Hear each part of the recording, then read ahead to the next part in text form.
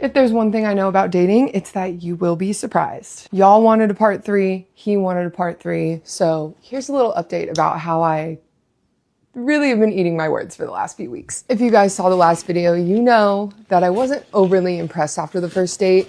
And at the very end of it, he did say, let's do this again. And I was like, yeah, sure, like in the moment, because I had had a good time. But then when I thought about it, I was like, I don't think that's gonna happen. And that's mostly because I was just like, this is not the energy I'm putting out. But he was adamant, he was on it. For the following week, maybe like 8 days or so, he reached out every single day and was like, hey, wanna do this? Hey, wanna do that? And I was like, nope. Nope, nope, nope. Not because I was just avoiding a conversation. I genuinely was so busy with work stuff and I didn't have the capacity to have like a for real conversation with him. And I feel like when people deserve that, they deserve that. So I just didn't have the energy to quite literally give him the conversation of like, hey, probably not gonna go on a second date. So we were seeing each other like around and out and about doing things at different events. And I Irish goodbyed him a couple of times, ironically. And then he asked me if I wanted to go on this like hike that he does in the morning. And I was like, you know what? I've talked to him at a couple of other events. Things are fine. Why not just go on a little hike? So I did.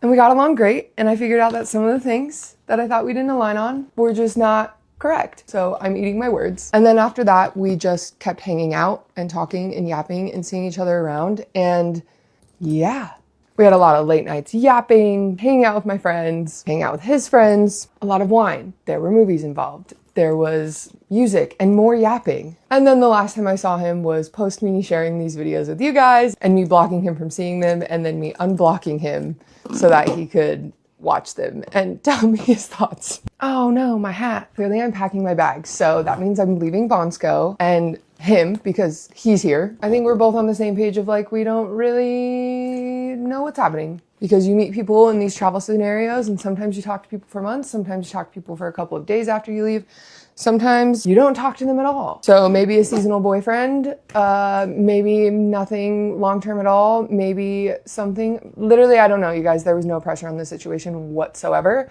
So yeah, that's that. I'm gonna go catch a flight now.